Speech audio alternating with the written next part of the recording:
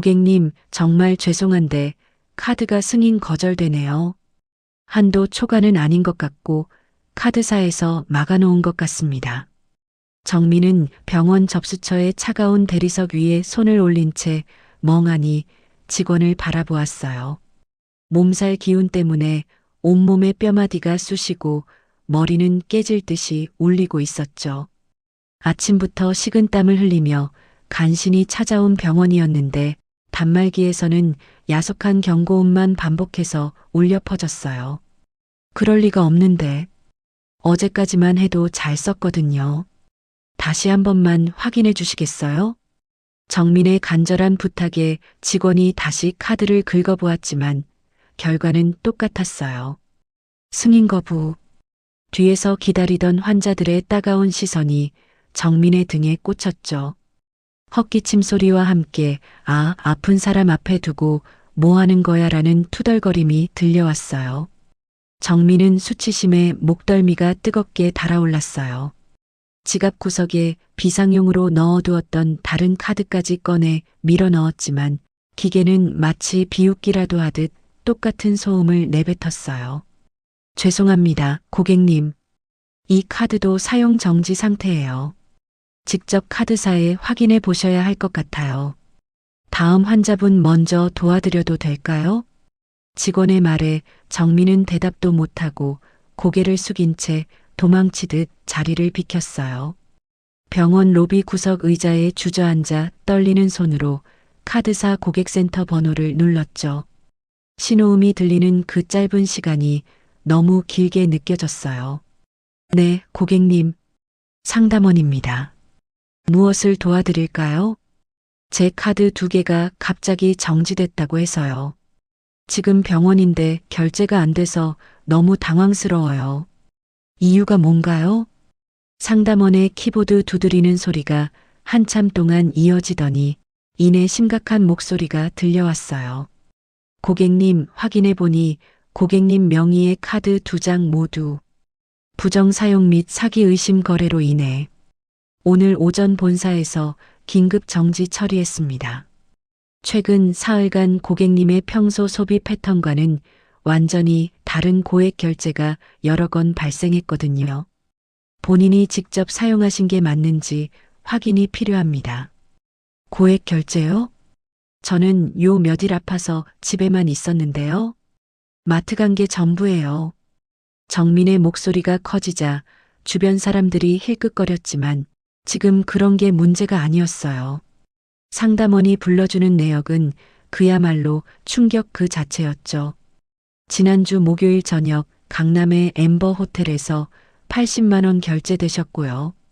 금요일 오후에는 청담동 명품 편집숍에서 230만 원, 그리고 어제 저녁에는 백화점 주얼리 매장에서 420만 원이 일시불로 결제되셨어요.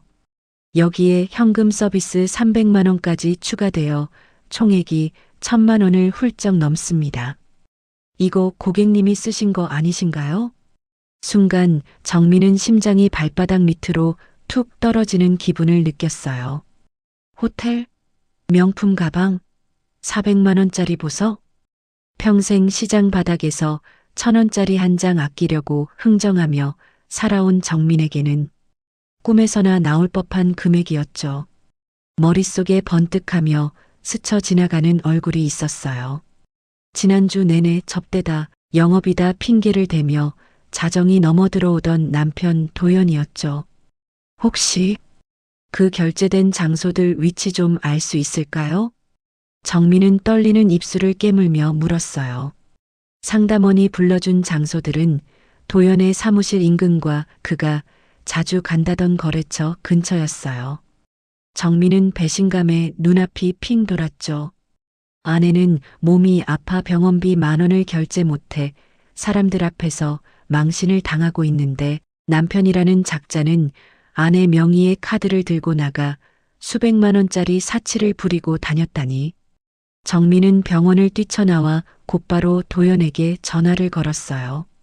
신호음이 대여섯 번 울린 끝에야 도연의 짜증 섞인 목소리가 들려왔죠.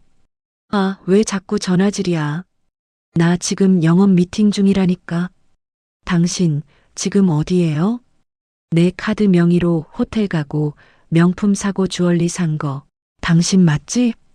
지금 카드 다 정지됐다고 상담원이 그러는데 이게 다 뭐야? 정민의 날선 외침에 전화기 너머로 잠시 정적이 흘렀어요. 하지만 이내 도연은 미안해하기는커녕 오히려 적반하장으로 소리를 질렀죠. 아, 너 미쳤어? 어디서 남편한테 소리를 지르고 난리야. 그거 다 사업상 어쩔 수 없이 쓴 거야. 거래처 부장이 이번에 새로 장가들었다는데 거기 와이프한테 점수 좀 따야 계약이 풀릴 거 아냐? 그래서 가방 하나 해주고 목걸이 하나 사준 게 그렇게 아깝냐? 뭐라고요? 거래처 사람한테 400만 원짜리 목걸이를 사줘요? 당신 제정신이에요? 나는 지금 아파서 병원 왔다가 진료비도 못 내서 쫓겨나듯 나왔는데 당신은 남의 여자한테 명품을 갖다 바쳐? 남의 여자라니. 우리 집안 먹여 살려줄 귀한 손님이지. 그리고 4명의 카드가 한도가 높으니까 잠깐 빌려 쓴 거 가지고 유난 떨지 마. 내가 나중에 돈 벌어서 다 갚아줄 거 아냐? 부부 사이에 내 돈 따지는 거 정말 정 떨어진다. 나 바쁘니까 끊어. 전화는 냉정하게 끊겼고 정민은 길 한복판에서 폰을 쥔 채 바들바들 떨었어요. 나중에 돈 벌어서 갚겠다는 말은 지난 10년 동안 귀에 못이 박히도록 들은 거짓말이었죠. 정작 생활비는 정민이 친정에서 물려받은 작은 상가 월세로 꾸려왔고 도연이 벌어온다는 돈은 구경조차 해본 적이 없었어요. 집으로 돌아가는 길 정민의 가슴 속에서는 서늘한 분노가 차올랐어요. 그동안 참아왔던 세월이 주마등처럼 스쳐 지나갔죠. 시어머니 병원비 대느라 적금 깨고 시누이 혼수해준다고 친정 엄마 유품까지 팔았던 자신의 모습이 너무나 한심하게 느껴졌어요. 현관문을 열고 들어서자마자 거실 소파에 대자로 뻗어 있는 도연이 보였어요. 미팅 중이라더니 벌써 퇴근해서 맥주캔을 따고 있었죠. 정민이 들어오는 것을 보고도 고개조차 돌리지 않은 채 도연이 툭 던졌어요. 야, 왔냐? 아까 전화해서 지랄하는 바람에 계약 분위기 다 망쳤잖아. 책임질 거야? 그리고 나 배고프니까 빨리 밥이나 차려. 얼큰한 국물 좀 하고. 정민은 가방을 바닥에 던지듯 내려놓고 도연 앞에 섰어요. 내 카드 다 내놔요. 당장. 아, 정지됐다며. 정지된 걸 어디다 써? 내가 나중에 풀어서 줄게. 지금은 좀 쉬자고. 당신이 뭔데 내 카드를 풀고 말고 해? 당장 내놓으라고. 안 내놓으면 경찰에 도난 신고할 거야. 가족이라도 동의 없이 쓰면 절도인 거 알지? 정민의 서슬 퍼런 기세에 도연이 주춤하며 지갑에서 카드 2장을 꺼내 던졌어요. 얘따 가져가라 가져가. 치사해서 정말. 야, 너 진짜 변했다? 사람이 왜 이렇게 속이 좁아졌어? 다 잘 되자고 한 일인데 그걸 이해 못하냐? 가족? 당신 입에서 가족이라는 말이 나와? 내가 병원비가 없어서 망신당할 때 당신은 다른 여자 목에 다이아몬드 걸어주고 있었잖아. 그게 가족이야? 아, 시끄러워. 영업이라니까 그러네. 너 계속 이런 식으로 나오면 나도 생각하는 수가 있어. 마누라가 남편 앞길 막는데 어떤 남자가 좋아하겠냐? 됐으니까 밥이나 차려. 도연은 여전히 상황 파악을 못하고 큰 소리를 쳤어요. 정민은 어이없는 눈으로 남편을 바라보았죠. 예전 같으면 눈물을 흘리며 주방으로 들어갔겠지만 이제는 달랐어요. 정민은 그 자리에서 카드사에 다시 전화를 걸었어요. 네, 상담원님. 아까 정지시킨 카드요. 해제하지 마세요. 그리고 지금 즉시 분실 신고가 아니라 영구 탈퇴 처리해 주세요. 제 명의로 된 모든 가족 카드와 하이패스, 연계된 모든 결제 수단을 이 시간부로 전부 해지하겠습니다. 네, 본인 맞습니다. 지금 바로 처리해 주세요. 옆에서 맥주를 마시던 도연의 얼굴이 순식간에 흑빛으로 변했어요. 아, 너 미쳤어? 그걸 다 해지하면 내 차 기름은 뭘로 넣고 접대비는 어떻게 결제하라고. 당장 취소해. 도연이 달려들어 폰을 뺏으려 했지만 정민은 차갑게 몸을 피하며 상담원에게 마지막 확답을 듣고 전화를 끊었어요. 이제 당신이 알아서 해. 영업비든 접대비든 당신 능력으로 벌어서 당신 카드로 써. 내 카드로는 단돈 10원도 못 쓸 줄 알아. 정민은 안방으로 들어가 문을 걸어 잠갔어요. 밖에서 문을 발로 차며 소리를 지르는 도연의 욕설이 들려왔지만 정민은 오히려 마음이 평온해지는 것을 느꼈죠. 10년 넘게 짊어지고 있던 무거운 짐 하나를 내려놓은 기분이었어요. 하지만 이건 시작일 뿐이었죠.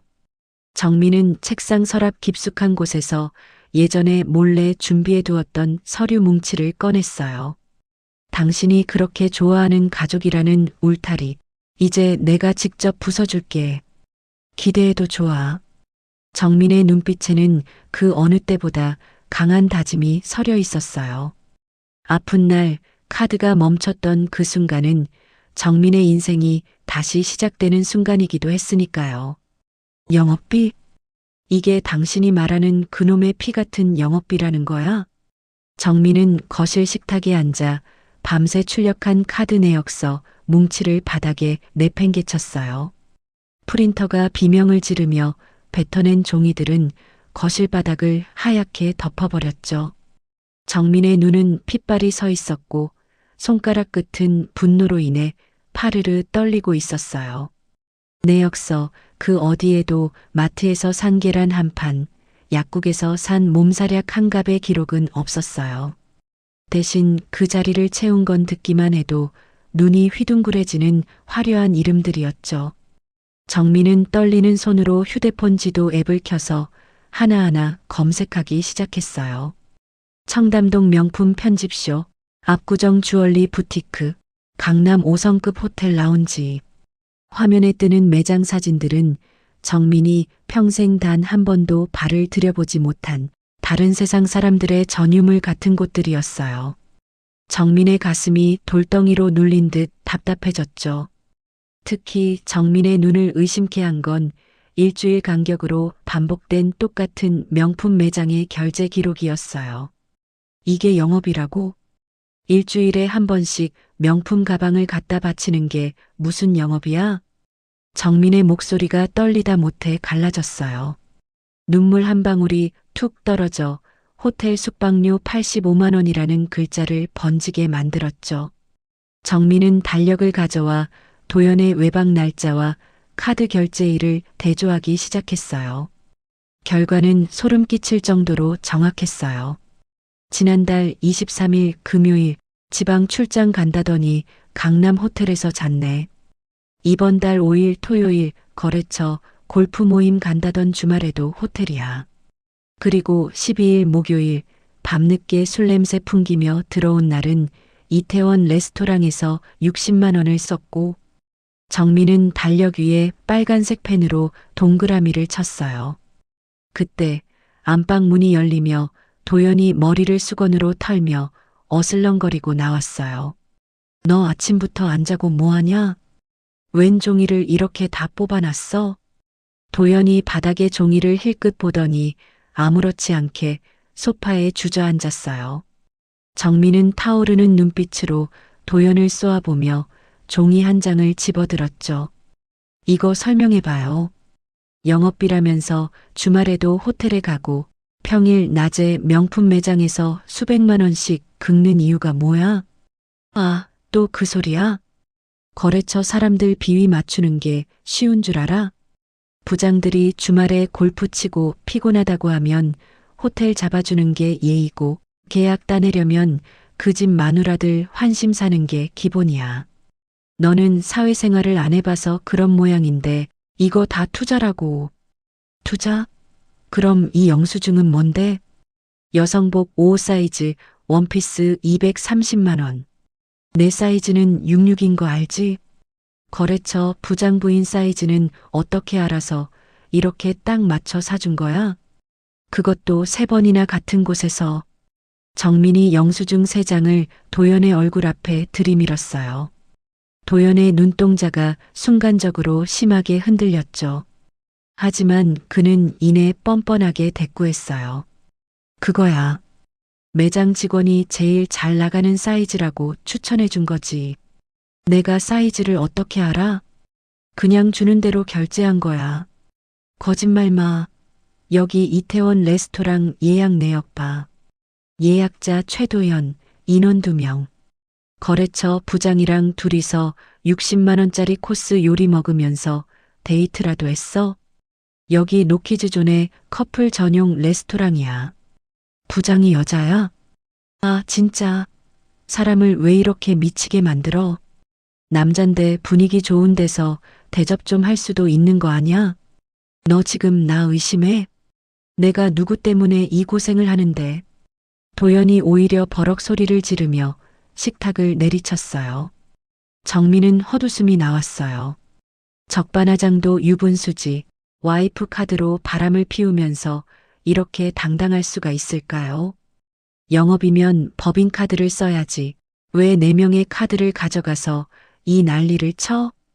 당신 카드 있잖아. 법인카드는 한도가 쥐꼬리만 해서 그래. 그리고 내 카드는 알잖아. 잠깐 막혀 있는 거. 막힌 게 아니라 연체돼서 정지된 거겠지. 작년에도 내가 내 상가 월세 받은 걸로 당신 카드값 500만 원 갚아줬잖아. 그때 다시는 안 그러겠다고 손이 발이 되도록 빌더니 이제는 내 카드로 딴 년이랑 호텔을 다녀. 정민의 외침에 도연의 얼굴이 불그락푸르락 변했어요. 끝까지 잡아떼던 도연은 이제 아예 말을 돌리기로 작정한 듯 보였어요. 아, 말 조심해. 딴 년이라니? 너 진짜 제정신 아니구나?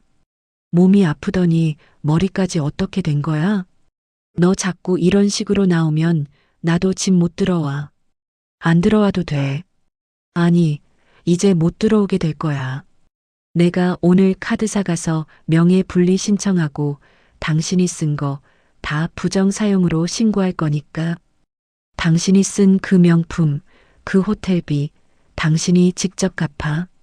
난 이제 당신 빚더미에 내 인생 안 던져. 정민이 서류를 챙겨 일어서자 도연이 당황한 듯 정민의 팔을 거칠게 낚아챘어요. 너 미쳤어? 그거 신고하면 내 신용은 어떻게 되고 내 사회생활은 어떻게 하라고. 당장 그만둬. 내 신용 망가뜨릴 때는 생각 안 했어? 당신이 망하든 말든 내 알 바 아냐. 이제 우린 끝났으니까. 정민은 도연의 손을 차갑게 뿌리치고 안방으로 들어가 문을 잠갔어요. 밖에서 문을 발로 쾅쾅 차며 문 열어. 미친 거 아냐? 라고 소리치는 도연의 목소리가 들렸지만 정민은 눈물 한 방울 흘리지 않았어요. 그때 정민의 휴대폰이 미친 듯이 울리기 시작했어요. 발신인은 시어머니였죠. 정민은 차가운 미소를 지으며 전화를 받지 않고 전원을 꺼버렸어요. 시댁 식구들이 전화하는 이유는 뻔했거든요. 도연의 카드 정지 소식을 듣고 돈 내놓으라고 난리를 칠 게 분명했죠. 밤이 깊어가는 동안 정민은 어둠 속에서 천장을 바라보았습니다. 이 남자 하나 믿고 시작한 결혼 생활이 이토록 추악한 영수증 더미로 남을 줄은 몰랐어요. 하지만 이제 슬퍼할 시간도 아까웠어요. 최도연, 네가 그 여자한테 사준 그 화려한 선물들, 그게 내 목을 조르는 밧줄이 될 거야. 내가 반드시 그렇게 만들 테니까. 정민은 이를 악물었습니다. 이제 본격적인 전쟁의 시작이었고 정민은 이 전쟁에서 절대 패배할 생각이 없었어요. 새벽 공기가 차갑게 내려앉은 아침 6시, 정민의 휴대폰이 요란하게 진동하며 정적을 깨뜨렸어요. 부은 눈으로 화면을 확인하니 아가씨라는 세 글자가 떠 있었죠. 정민은 깊은 한숨을 내쉬며 전화를 받았어요. 평소에는 연락 한 번 없던 신우이 미정의 전화가 이 시간에 걸려온 건 결코 좋은 징조가 아니었거든요. 언니, 저예요. 지금 통화 괜찮으세요? 전화기 너머 미정의 목소리는 금방이라도 울음을 터뜨릴 것처럼 떨리고 있었어요. 정민은 침대에서 일어나 앉으며 차갑게 물었죠. 무슨 일이에요, 이 새벽에? 언니, 오빠랑 크게 싸웠다면서요? 엄마한테 새벽에 전화가 왔더라고요. 오빠가 지금 집에도 못 들어가고 밖에서 방황하고 있다는데 언니 정말 너무하신 거 아니에요? 정민은 이를 악물었어요. 어젯밤 거실 소파에서 코를 골며 자던 도연이 언제 시댁에 전화를 걸어 피해자 코스프레를 한 건지 그 뻔뻔함에 치가 떨렸죠. 싸운 게 아니라 사실을 확인한 거예요. 도연 씨가 내 카드로 무슨 짓을 하고 다녔는지요. 아가씨도 오빠한테 들었을 거 아니에요? 언니, 오빠가 요즘 얼마나 힘든지 몰라서 그래요. 위에서는 영업 실적 압박이지, 밑에서는 치고 올라오지. 오빠 정말 죽고 싶다는 말까지 한다고요. 영업하다 보면 접대비도 쓰고 선물도 돌리고 그러는 거지. 그걸 일일이 내역 뽑아서 남편을 들볶아야겠어요? 미정에 쏘아붙이는 말에 정민은 허탈한 웃음이 터져 나왔어요. 영업 실적이 안 나오면 지출을 줄이는 게 상식 아닌가요? 남의 명의 카드로 수백만 원짜리 명품을 사고 호텔을 드나드는 게 아가씨가 생각하는 성실한 가장의 모습인가 보죠? 그게 어떻게 남이에요? 부부 사이에. 언니 정말 무섭네요. 오빠가 물건 하나라도 더 팔려고 발바닥에 땀 나도록 뛰어다니는 건 안 보이고 카드값 몇 푼 나간 것만 눈에 들어와요? 사람이 어떻게 그렇게 계산적이에요? 미정의 목소리가 점점 높아지자 정민은 폰을 귀에서 조금 떼었어요. 그리고 낮고 단호한 목소리로 물었죠. 아가씨, 오늘 나한테 전화한 진짜 이유가 뭐예요? 단순히 오빠 편들려고 이 새벽에 전화한 건 아닐 텐데요. 언니가 너무 매정하게 구니까 그렇죠. 오빠가 회사 일 때문에 어쩔 수 없이 쓴 건데 그걸 부정사용이니 뭐니 하면서 카드 정지까지 시키면 오빠 사회생활은 어떻게 해요? 당장 오늘 접대할 곳도 있다는데 언니가 오빠 체면 다 깎아먹을 작정이에요? 체면요? 내 이름으로 빚더미 안게 생긴 내 체면은요? 아가씨, 부부끼리 카드 빌려 쓰는 게 아무 문제 없다고 생각해요? 나중에 갚으면 그만이라고요? 당연하죠. 가족이잖아요. 오빠가 남이에요? 돈 좀 융통해서 쓰고 나중에 벌어서 채워놓겠다는데 그걸 못 기다려서 남편을 도둑놈 취급해요? 정민은 차가운 냉소를 지었어요. 그리고 대화의 방향을 틀어 미정의 허점을 파고들었죠. 그런데 아가씨, 오빠가 내 카드 가져가서 쓰고 다닌 거 아가씨는 어떻게 그렇게 자세히 알아요? 오빠는 나한테 접대비라고 하던데 아가씨한테는 빌려 썼다고 말을 바꿨나 보죠? 순간 전화 너머로 미정의 숨소리가 거칠어졌어요. 당황한 기색이 역력했죠. 그게 오빠가 엄마한테 하소연하니까 옆에서 들었죠. 언니가 카드 때문에 사람 잡는다고요. 그래요? 그럼 그 카드 내역 중에 청담동 명품 매장에서 결제된 230만 원짜리 가방 내역도 들었겠네요? 그날 오빠가 거기 왜 갔는지도 알아요? 그거야. 아까 말했잖아요. 거래처 부장 부인 선물이라고. 정민은 이제 확신을 가졌어요. 어제 미정의 SNS에서 보았던 화려한 사진 한 장이 머릿속을 스쳐 지나갔죠. 아가씨, 며칠 전에 SNS에 올린 그 신상 명품 가방 말이에요. 청담동 매장 쇼핑백 들고 환하게 웃고 있던 사진. 그거 친구가 선물해줬다고 써놨던데 그 친구 이름이 혹시 최도연이에요? 전화기 너머로 무거운 침묵이 흘렀어요. 미정의 당황한 기운이 휴대폰으로 전해지는 것 같았죠. 무슨 소리를 하는 거예요? 언니 지금 생사람 잡는 거예요? 그거 우리 동호회 친구들이 돈 모아서 생일 선물로 사준 거예요. 언니가 뭔데 내 사생활까지 뒤져보고 난리예요? 미정이 소리를 질렀지만 목소리 끝이 미세하게 떨리고 있었어요. 정민은 멈추지 않고 몰아붙였어요. 우연도 이런 우연이 없네요. 오빠가 내 카드로 청담동 매장에서 가방을 결제한 날이랑 아가씨가 그 매장 쇼핑백을 들고 사진을 올린 날이 정확히 일치하거든요. 시간대까지 아주 비슷하게요. 언니, 지금 저 의심하는 거예요? 제가 오빠 꼬드겨서 가방이라도 뜯어냈다는 거예요? 어머, 진짜 기가 막혀서.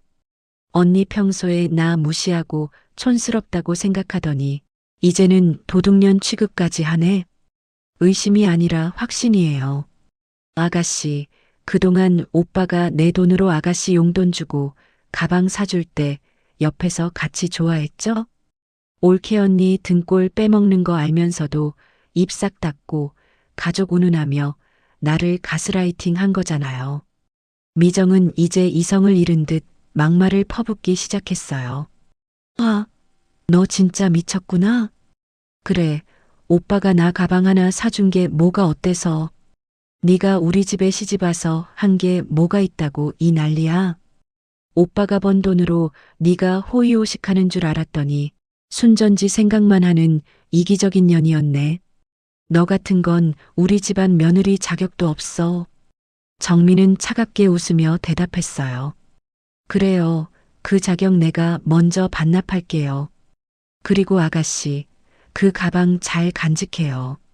조만간 그 가방이 아가씨랑 오빠 발목을 어떻게 잡게 될지 똑똑히 보여줄 테니까. 정민은 미정의 악을 쓰는 소리를 뒤로하고 전화를 끊어버렸어요. 침대 위에 폰을 던져버린 정민의 손이 부들부들 떨렸습니다. 신우이라는 작자는 올케의 돈으로 명품 가방을 두르고는 뒤에서는 오빠를 부추겨 아내를 정신병자 취급하고 있었던 거예요. 정민은 다시 폰을 집어들어 미정의 SNS를 캡처했어요. 선물 받은 날 친구야 고마워라는 가식적인 문구와 함께 찍힌 사진들. 정민은 그 사진들을 하나하나 저장하며 차가운 미소를 지었어요. 거울 속에 정민은 수척했지만 눈빛만은 그 어느 때보다 날카롭게 빛나고 있었어요.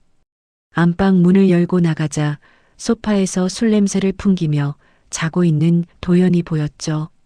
정민은 조용히 현관으로 가서 구두를 신었어요. 어이, 어디가?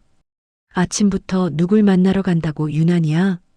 도연이 부스스 눈을 뜨며 물었지만 정민은 대꾸조차 하지 않고 문을 열었습니다.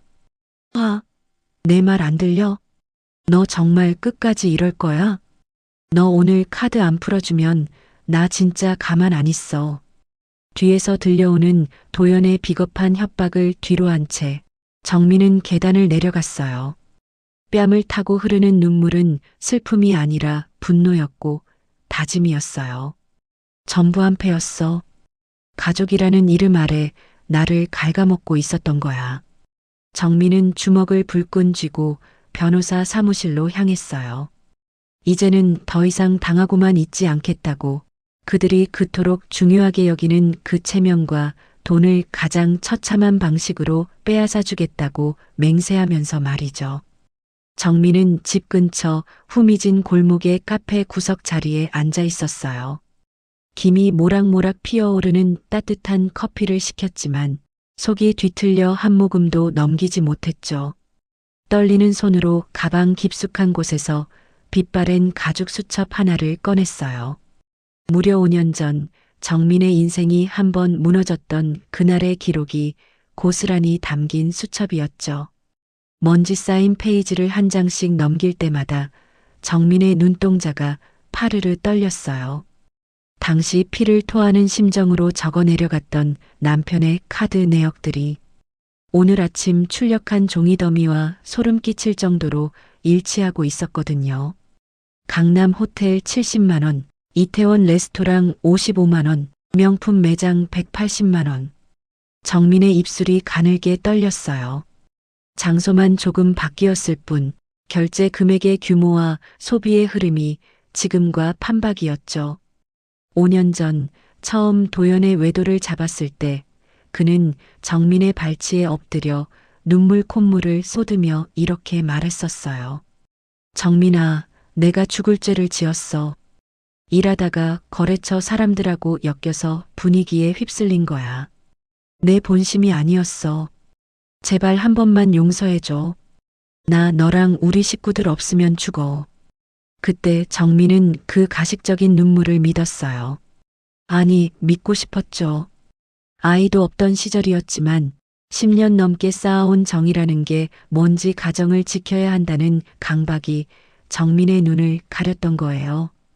도연이 사고를 쳐서 한도 끝까지 차오른 카드값을 메우기 위해 정민은 친정 엄마에게 물려받은 폐물까지 몰래 팔고 사채나 다름없는 대출까지 받아 빚을 갚아주었어요. 남편 기죽이기 싫다는 일념 하나로요.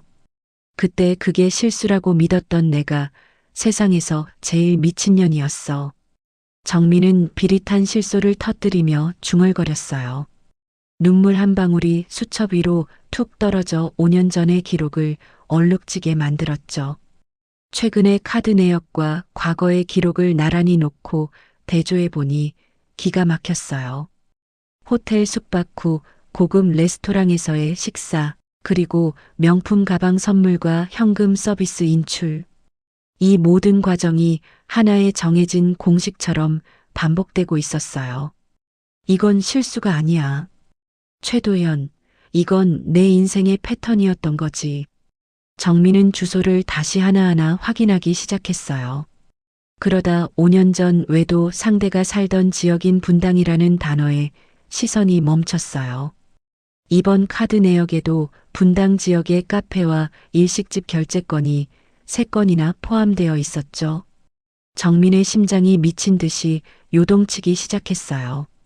설마 아직도 그 여자랑 만나고 있는 거야? 아니면 또 분당이야? 정민은 과거 도연의 휴대폰에서 몰래 훔쳐봤던 이름 석자를 떠올렸어요. 도연이 술에 취해 실수로 정민에게 보냈던 유진아, 보고 싶어라는 메시지의 주인공. 정민은 곧바로 포털 사이트와 SNS를 뒤지기 시작했지만 유진이라는 흔한 이름과 지역 정보만으로는 아무것도 나오지 않았죠. 하지만 확실한 건 하나였어요. 분당에서의 결제 날짜가 모두 도연이 골프 모임이라며 집을 비웠던 주말이었다는 사실이었죠. 정민은 비참한 기분이 들어 손으로 얼굴을 감싸쥐었어요.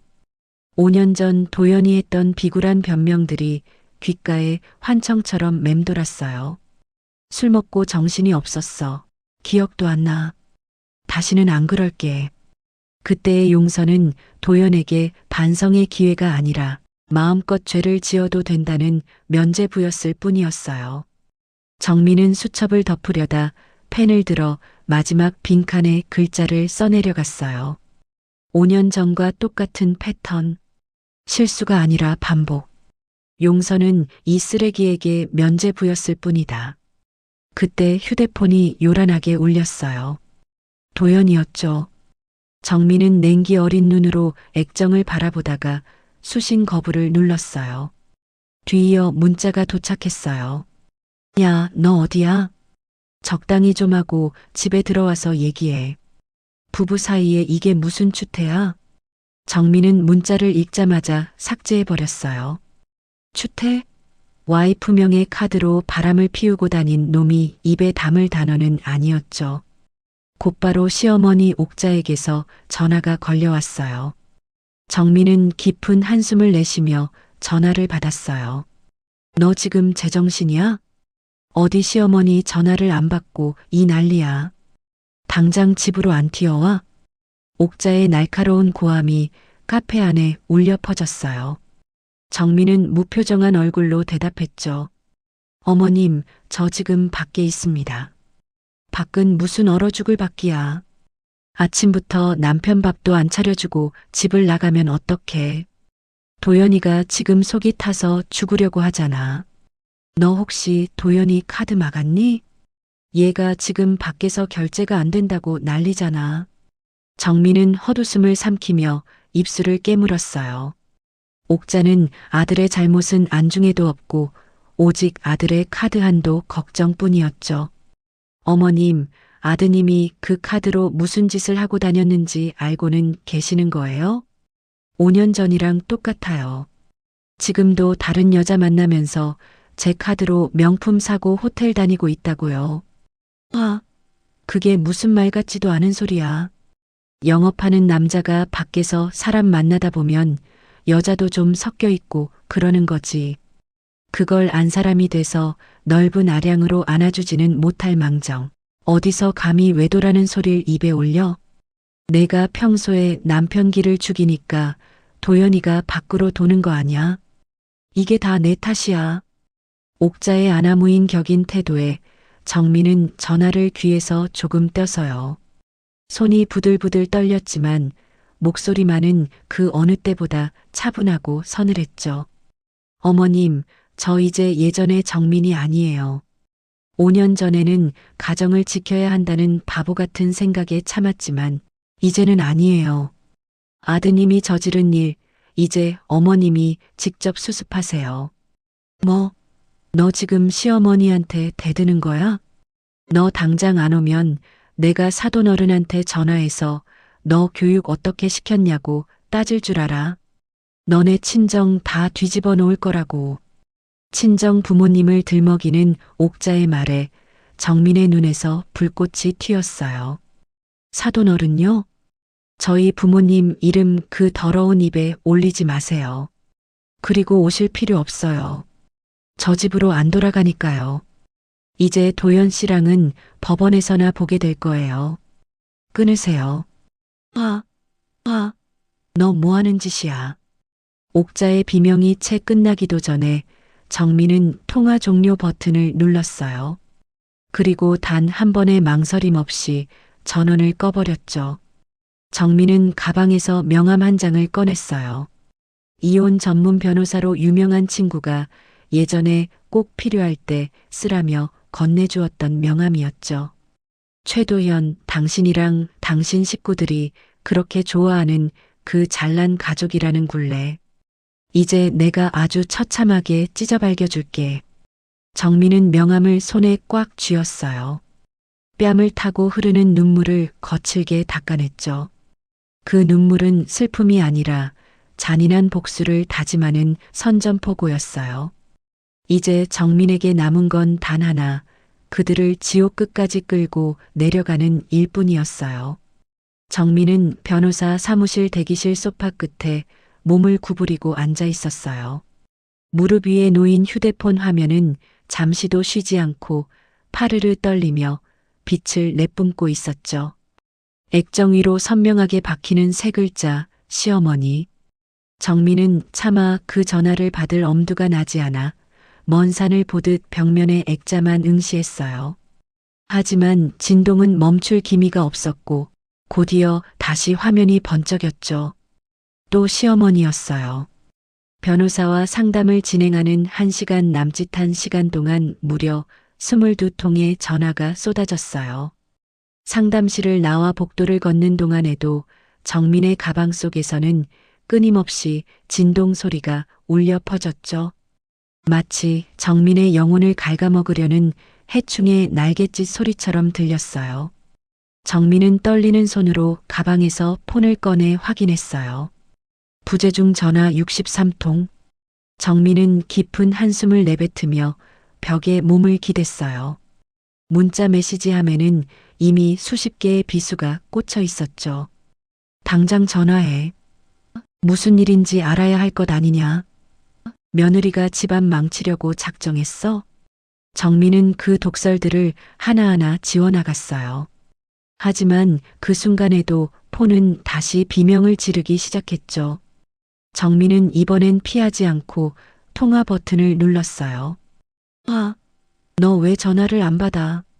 내가 지금 몇 번을 걸었는지 알아? 어른 전화를 무시해도 유분수지. 내가 아주 제정신이 아니구나. 옥자의 날카로운 고함이 귀청을 찢을 듯 울려 퍼졌어요. 정민은 미동도 없이 차분하게 대답했죠. 상담받고 나오는 길이라 못 받았습니다. 상담? 무슨 상담? 내가 이 시간에 남편 밥도 안 차려주고 어딜 돌아다니면서 상담을 받아. 법률 상담이요. 변호사 만나고 왔어요. 정민의 담담한 말투에 옥자는 잠시 숨을 몰아쉬더니 이내 더 큰 비명을 질렀어요. 법률 상담이라니. 너 지금 제정신이야? 집안에 경찰 오가고 변호사 오가는 게 무슨 자랑이라고 감히 그런 데를 가. 사돈 어른이 그렇게 가르치더냐? 네, 정신 제대로 차렸어요. 이제야 제가 누군지 보이거든요. 정민의 서늘한 목소리에 옥자가 가슴을 치는 소리가 들렸어요. 며느리가 남편 뒤치다꺼리를 제대로 못해서 집안 꼴이 이 지경이 됐잖아. 남편이 밖에서 좀 흔들리면 아내가 중심을 잡고 집안을 지켜야지 어디서 감히 변호사니 뭐니 하면서 남편을 범죄자 취급해. 집안이요?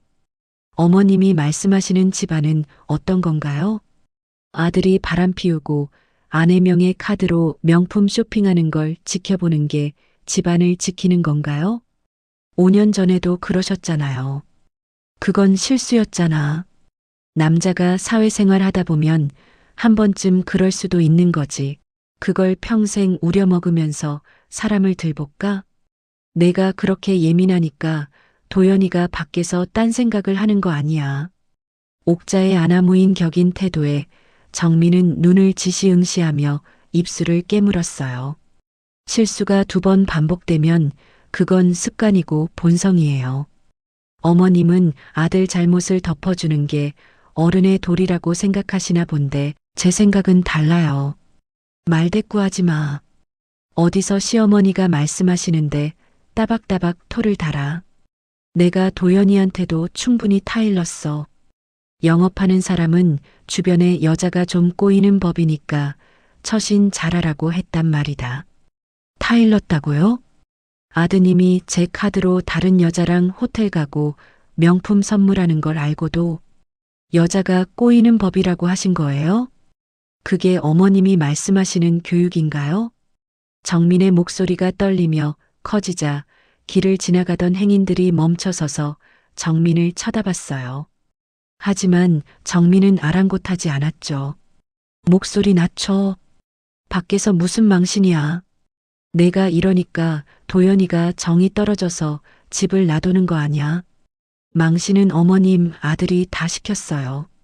제 카드가 정지돼서 병원비 10,000원을 못 내고 쫓겨날 때 어머님, 아들은 400만 원짜리 목걸이를 다른 여자 목에 걸어주고 있었다고요. 정민은 참아왔던 눈물을 터뜨리며 소리쳤어요. 그러자 옥자는 갑자기 목소리를 낮추며 헐떡이는 연기를 시작했죠. 아이고, 내 팔자야. 내가 지금 가슴이 아파서 숨이 안 쉬어진다. 며느리라는 게 시어머니 혈압 올려서 죽이려고 작정했구나. 지금 혈압이 200까지 올라갔어. 내가 죽으면 다 내 탓인 줄 알아. 어머님, 이제 그런 연극 안 통해요. 5년 전에도 똑같이 하셨잖아요. 혈압 200이라고 쓰러지는 척 하시고 응급실 갔지만 검사 결과는 너무나 정상이었죠. 건강 핑계 대면서 저 가스라이팅 하지 마세요. 뭐? 가스? 모시기? 너 정말 말끝마다 못 배워 처먹은 티를 내는구나.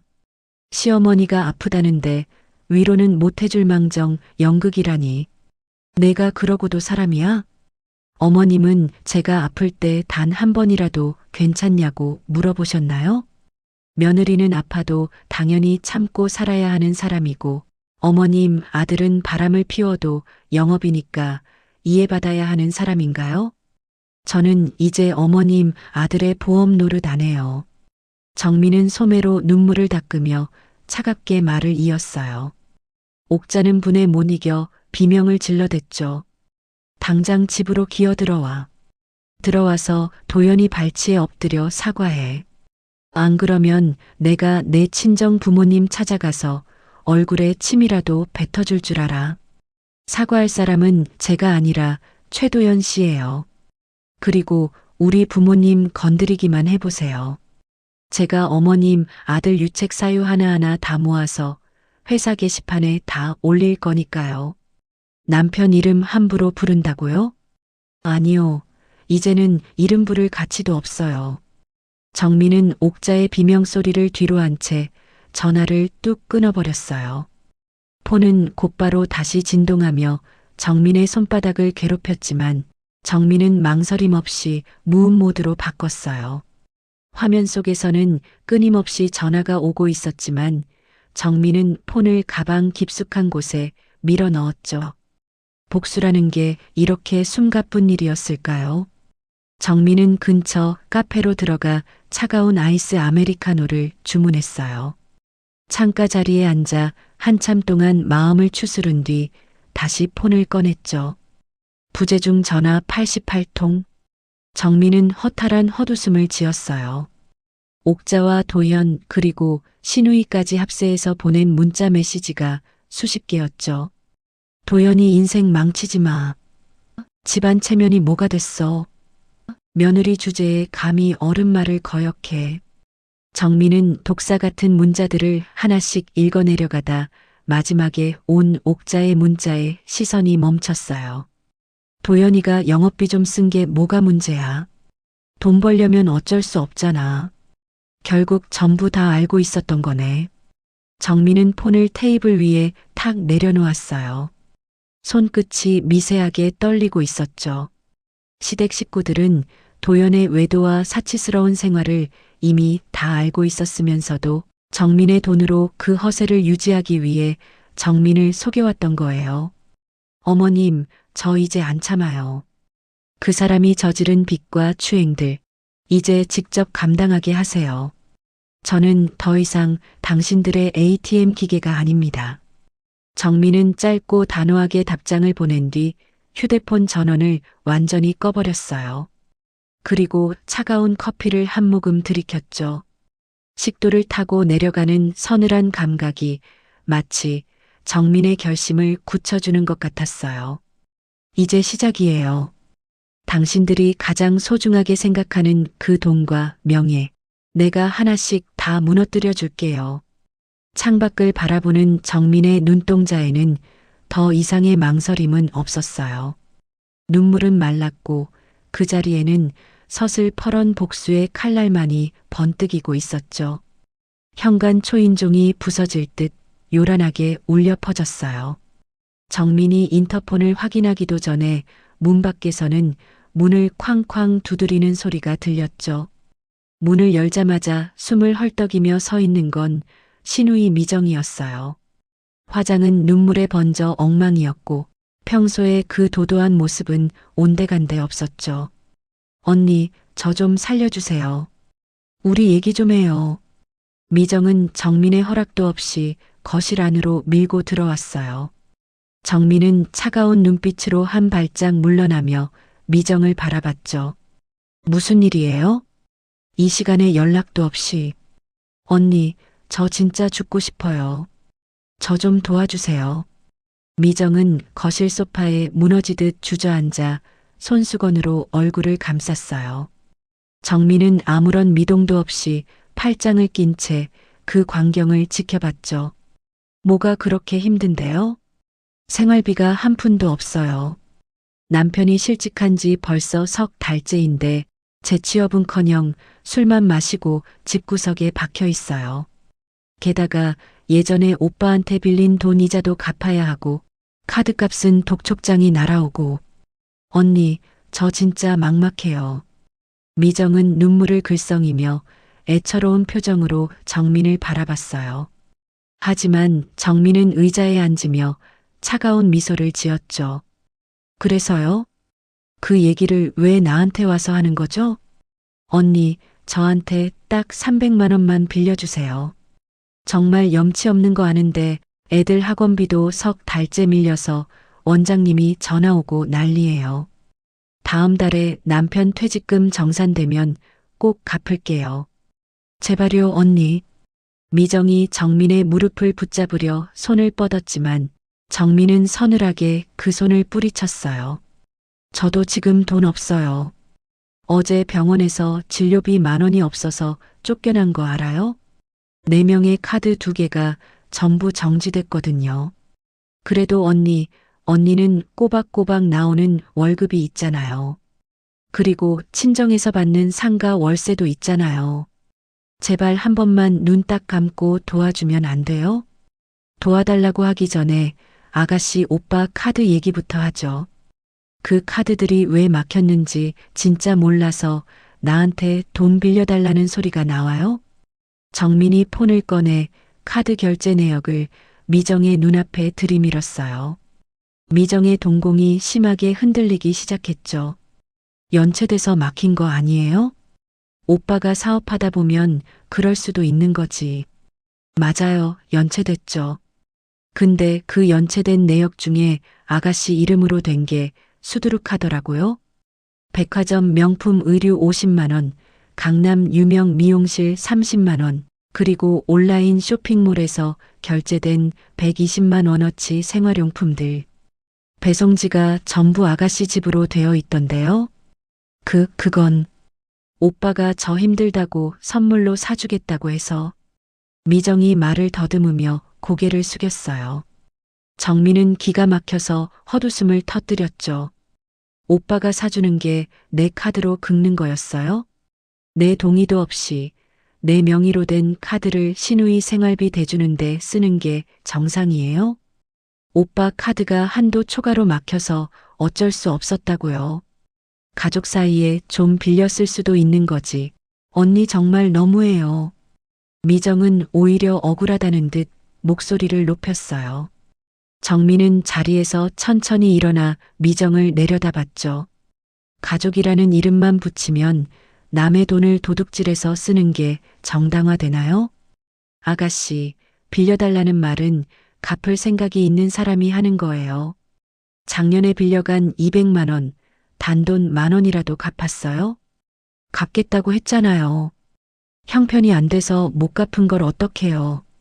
언니는 돈도 많으면서 왜 그렇게 사람을 몰아세워요? 돈이 많든 적든 내 돈이에요. 내 피땀 눈물이 섞인 돈이라고요. 남편 실직해서 막막하다면서 그 돈으로 백화점 가서 옷 사고 머리할 정신은 있었나 보죠? 정민의 서늘한 일침에 미정은 할 말을 잃고 부들부들 떨었어요. 언니 제발이요. 애들 생각해서라도 한 번만 도와주세요. 오빠도 도와준다고 약속했단 말이에요. 근데 언니가 카드 다 막아버리는 바람에 오빠가 돈을 못 주고 있잖아요. 최도연 씨가 약속한 건 최도연 씨 주머니에서 나와야죠. 왜 아내 주머니를 털어서 생색을 내요? 그리고 아가씨, 그동안 오빠가 다른 여자 만나고 다니는 거 다 알고 있었죠? SNS에 올린 그 명품 가방, 오빠가 그 여자랑 호텔 간 날 똑같은 매장에서 결제된 거잖아요. 그건 진짜 친구가 사준 거라니까요. 왜 자꾸 사람을 의심해요? 미정이 발을 동동 구르며 소리를 질렀어요. 정민은 차갑게 폰을 다시 내밀었죠. 그럼 그 친구 이름이랑 번호 대요. 내가 지금 당장 전화해서 확인할 테니까. 못하겠죠? 그 친구 이름이 정민의 카드니까요. 미정은 입을 굳게 다물었어요. 정민은 망설임 없이 현관문으로 걸어가 문을 활짝 열었죠. 당장 나가세요. 아가씨 얼굴 보는 거 구역질 나니까. 언니, 저 지금 나가면 정말 죽으라는 소리예요. 언니 진짜 독하다. 사람이 어떻게 이렇게 변해요? 변한 게 아니라 이제야 정신을 차린 거예요. 공짜로 남의 돈 쓰던 시절은 끝났으니까 가서 당신 오빠한테나 매달려요. 정민은 차갑게 미정을 밖으로 밀어냈어요. 미정은 가방을 움켜쥐고 독서를 내뱉었죠. 언니 진짜 후회할 거예요. 우리 엄마한테 다 말할 거야. 며느리가 신우이를 길바닥으로 내쫓았다고. 오빠랑 이혼하게 내가 옆에서 계속 부추길 줄 알라고요. 그러세요. 어차피 그 집안 식구들 다 내 인생에서 도려낼 생각이었으니까. 적은 원래부터 적이었고 나는 이제야 그 쓰레기들을 치우는 것뿐이에요. 정민은 미정의 악을 쓰는 소리를 뒤로하고 문을 쾅 닫아버렸어요. 현관문에 기대어 서 있자니 온몸의 힘이 탁 풀리며 손이 떨려왔죠. 하지만 눈물은 나오지 않았어요. 오히려 속이 뻥 뚫리는 기분이었죠. 소파에 주저앉은 정민은 깊은 숨을 몰아쉬며 휴대폰을 들었어요. 그리고 변호사에게 짧고 강한 메시지를 보냈죠. 명예 분리 및 카드 대금 청구 소송, 그리고 이혼 소송까지 최대한 빨리 진행해 주세요. 단 한 푼도 넘겨줄 생각 없습니다. 정민은 창밖으로 저무는 노을을 바라보며 결연하게 입술을 깨물었어요. 그 긴 세월 동안 가족이라는 이름으로 저질러진 모든 착취와 배신, 이제 정민은 그 지옥 같은 굴레에서 스스로 걸어 나오고 있었어요. 이제 정말 당신들의 지옥이 시작될 거야. 최도현, 그리고 시댁 식구들. 당신들이 그렇게 비웃던 내 선의가 어떻게 당신들을 파멸시키는지 똑똑히 지켜봐요. 정민의 눈빛에는 그 어느 때보다 차갑고 날카로운 복수의 다짐이 서려 있었어요. 이제 끝이 아니라 정민의 진짜 인생이 시작되는 순간이었죠. 변호사 사무실의 공기는 무거울 정도로 정적이 감돌았어요. 정민은 떨리는 시선으로 책상 위에 놓인 두툼한 서류 뭉치를 응시했죠. 정민 씨, 상황이 생각보다 심각합니다. 여기 내역들을 좀 보세요.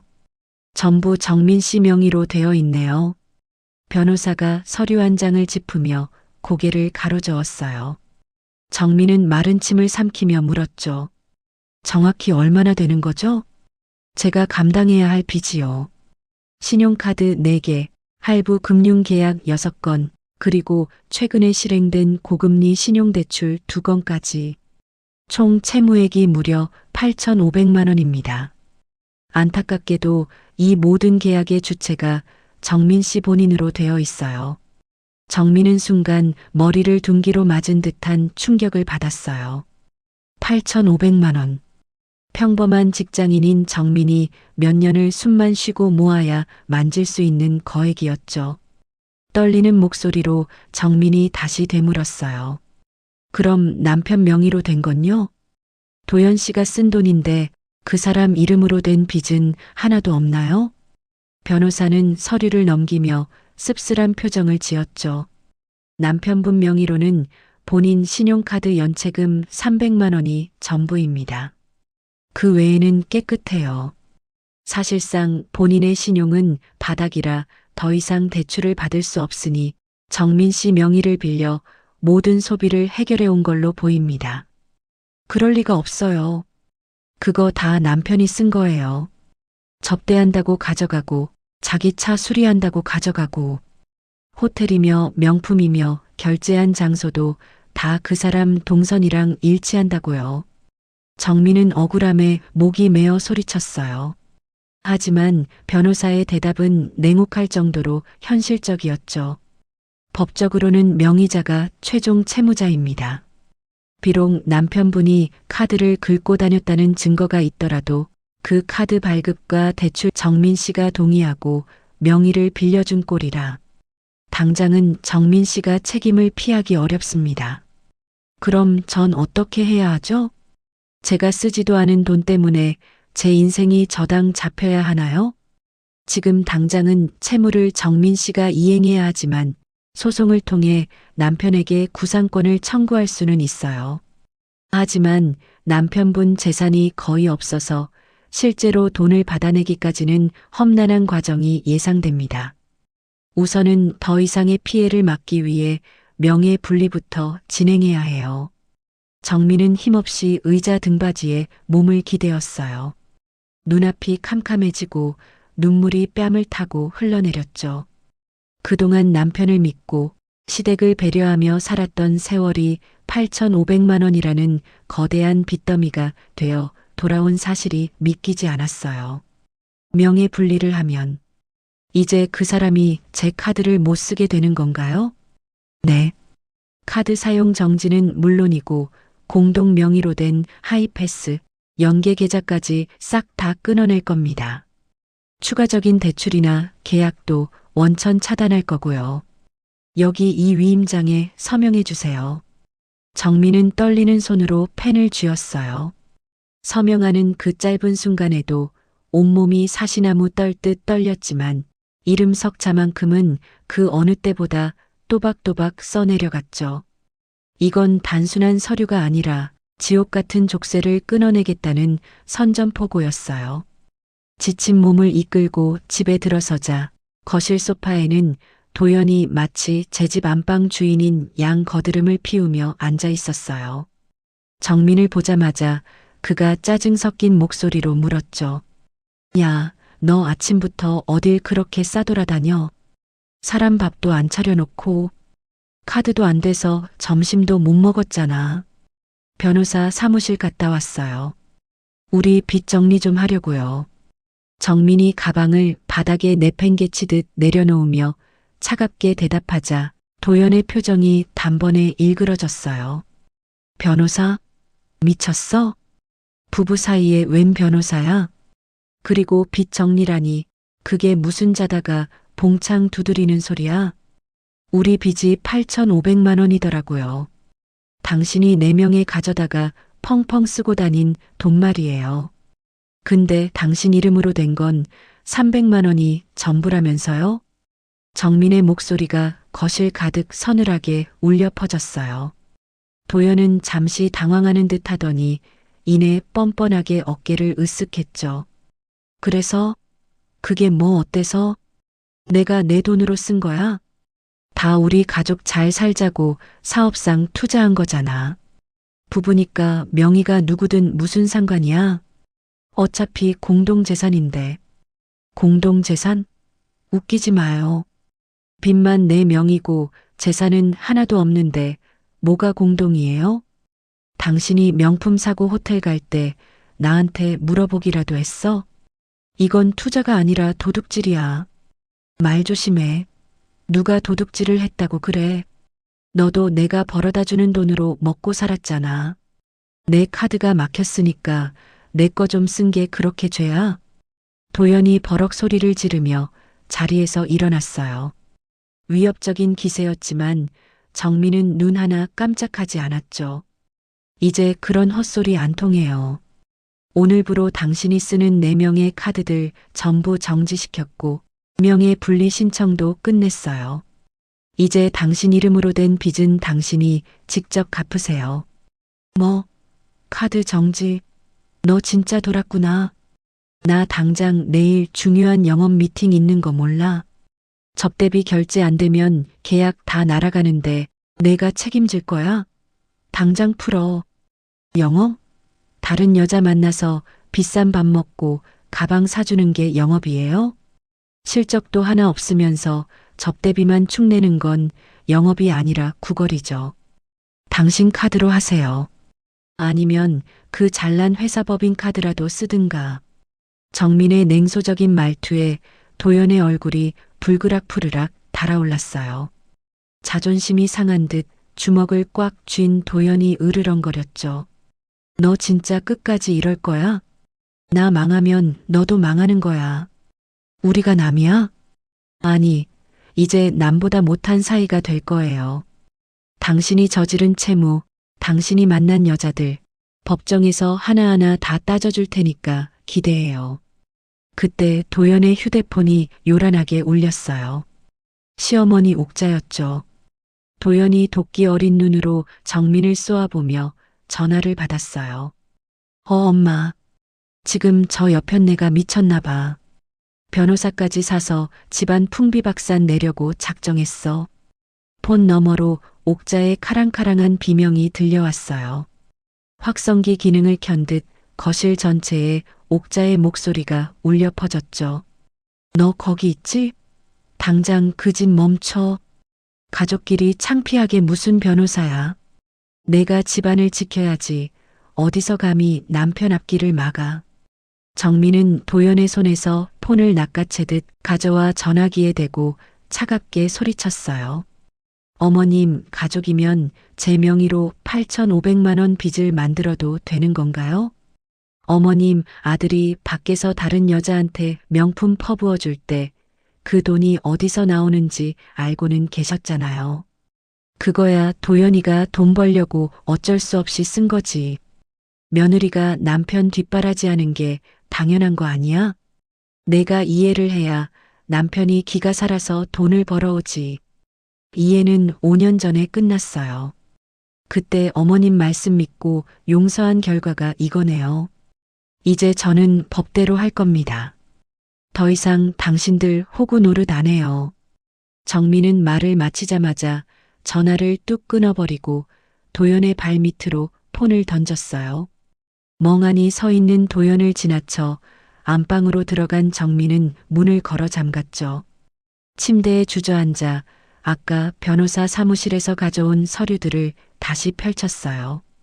종이 위로 툭툭 떨어지는 눈물은 비참함이었지만 한편으로는 이제야 비로소 자신을 찾은 듯한 해방감이 느껴졌죠. 이혼만이 답이야.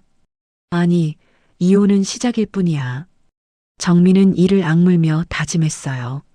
자신을 갉아먹던 기생충 같은 인간들을 모두 털어내고 무너진 인생을 조각조각 다시 맞춰나가겠다고 말이죠. 밖에서 문을 두드리며 욕설을 내뱉는 도연의 목소리가 들렸지만 정민은 더 이상 두렵지 않았어요.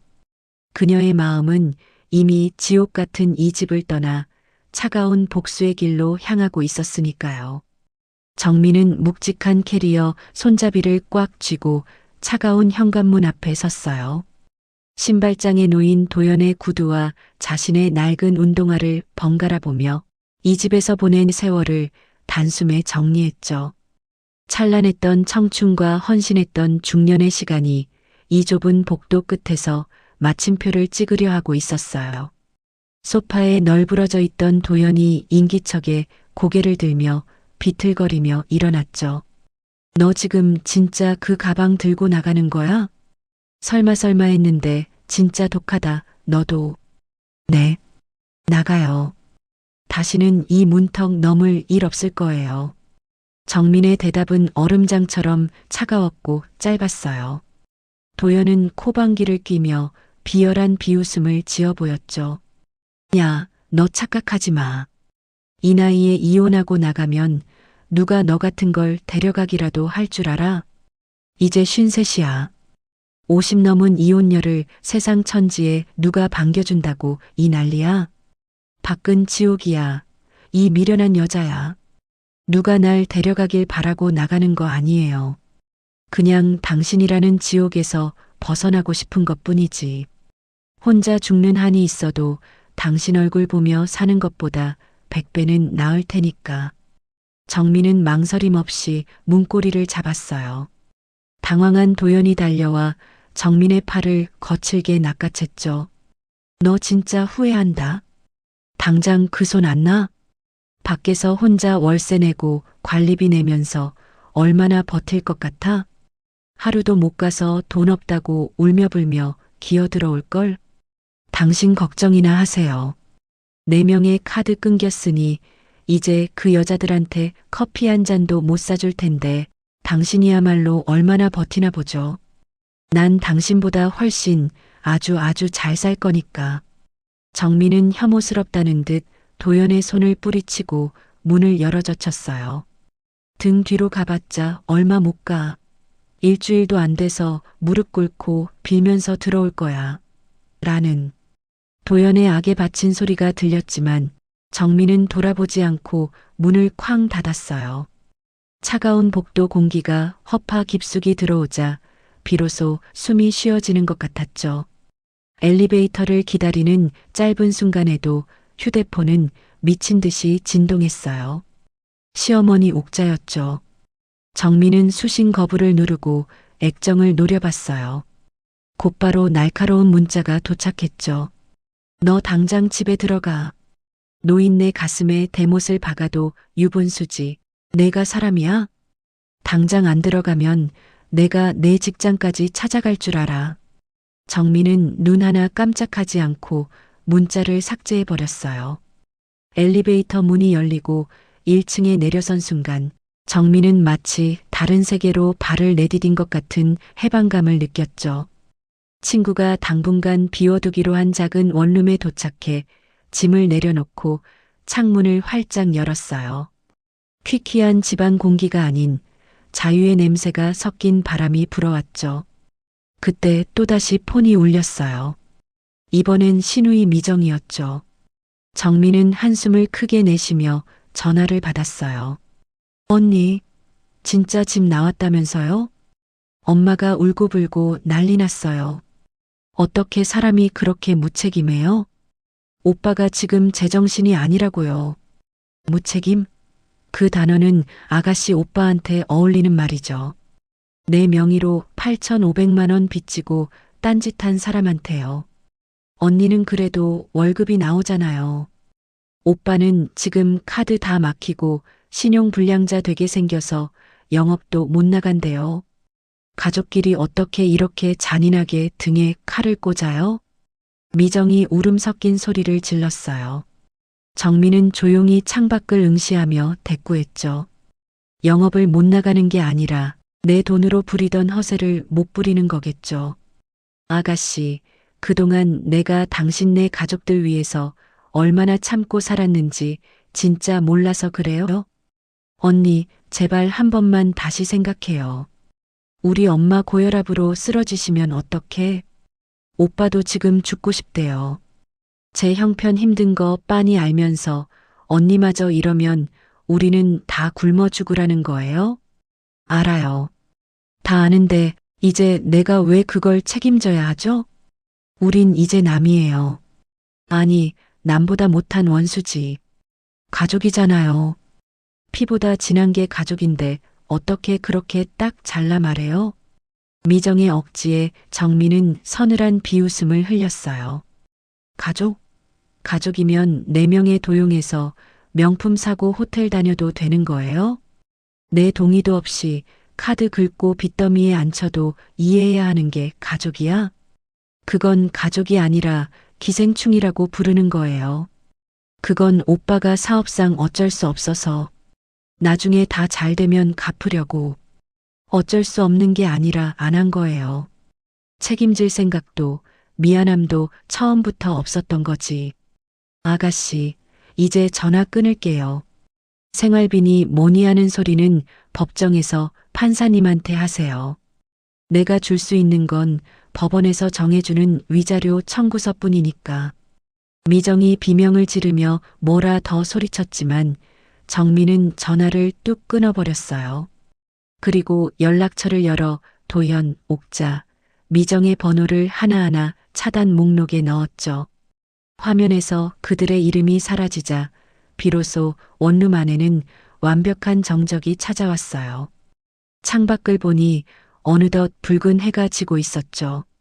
정민은 소파에 깊숙이 몸을 묻고 중얼거렸어요. 조용하네. 정말 조용해. 이상하게도 눈물은 나지 않았어요. 오히려 그동안 짊어졌던 무거운 바위를 내려놓은 듯 어깨가 가벼웠죠. 주말 아침 정민은 누구의 눈치도 보지 않고 늦잠을 잤어요. 예전 같으면 시어머니의 독촉 전화에 불려나가 아침상을 차리고 잔소리를 들어야 했을 시간이었지만 지금은 향긋한 커피 향과 토스트 한 조각뿐이었죠. 이게 평화였구나. 내가 잊고 살았던 게 이거였어. 정민은 햇살이 들어오는 창가에서 미소를 지었어요. 오후에는 소식을 들은 친구가 찾아와 정민의 손을 꼭 잡아주었죠. 정민아, 정말 고생 많았어. 잘 왔다. 이제 내 인생만 생각해. 힘들면 언제든 나한테 기대고. 친구의 따뜻한 말 한마디에 참아왔던 눈물이 핑 돌았지만 정민은 씩씩하게 고개를 끄덕였어요. 저녁이 되어 혼자 끓여 먹는 라면 한 그릇이 백화점 식당에서 먹던 진수성찬보다 훨씬 달콤했죠. 차단된 번호함에는 여전히 수십 통의 문자가 쌓여 있었지만 알림은 뜨지 않았어요. 도연이 인생 망치지 마. 천벌 받을련. 같은 악담들이 가득하겠지만 정민은 이제 그것들에 휘둘리지 않기로 했어요. 월요일 아침 정민이 다시 병원에 출근하자 동료들이 놀라며 물었죠. 정민 씨, 오늘따라 얼굴색이 너무 좋아 보여요. 무슨 좋은 일 있었어요? 네. 집 청소를 좀 대대적으로 했거든요. 필요 없는 것들, 낡고 썩은 것들을 전부 내다 버렸더니 속이 다 시원하네요. 정민은 창구에 앉아 환한 미소로 손님들을 맞이했어요. 퇴근길 버스 안에서 변호사에게 이혼 조정 신청이 접수되었다는 문자를 받았을 때 정민은 창밖을 보며 작게 웃었죠. 이제 정말 끝이 보여요. 좁은 원룸으로 돌아와 문을 잠그는 순간 정민은 생애 처음으로 혼자라는 사실이 외롭지 않다는 것을 깨달았어요. 아무도 나를 비난하지 않고 아무도 내 지갑을 노리지 않는 이 공간. 밤늦게 모르는 번호로 며느리, 나 엄마다. 할 얘기 있으니 제발 전화 좀 받아라라는 문자가 왔지만 정민은 일말의 망설임 없이 그 번호까지 차단해 버렸어요. 달빛이 은은하게 비치는 방 안에서 정민은 평온하게 눈을 감았죠.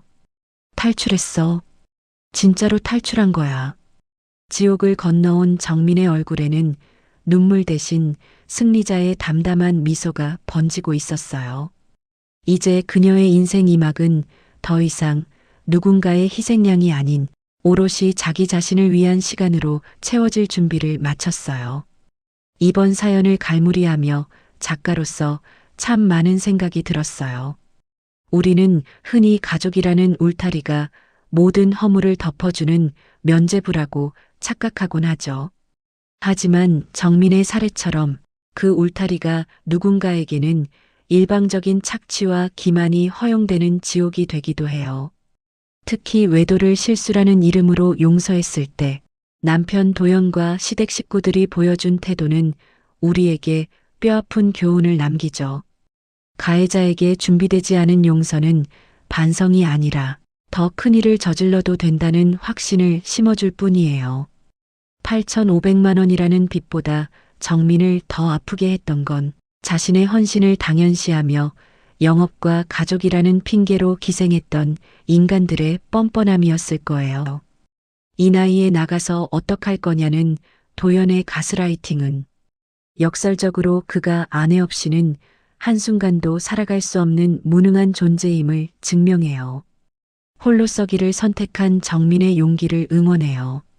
진정한 평화는 인내에서 오는 것이 아니라 나를 갉아먹는 관계를 과감히 도려낼 때 비로소 시작된다는 것을 우리는 잊지 말아야 해요. 여러분의 곁에 있는 가족은 안식처인가요? 아니면 족쇄인가요? 정민의 새로운 시작이 그 답이 되길 바랄게요. 여러분은 이 상황 어떻게 생각하시나요? 댓글로 남겨주세요. 혹시 이 사연이 남의 이야기 같지 않으셨다면 구독과 좋아요로 마음을 남겨주세요. 비슷한 이야기들을 계속 전해드릴게요. 오늘도 끝까지 함께 해주셔서 감사해요.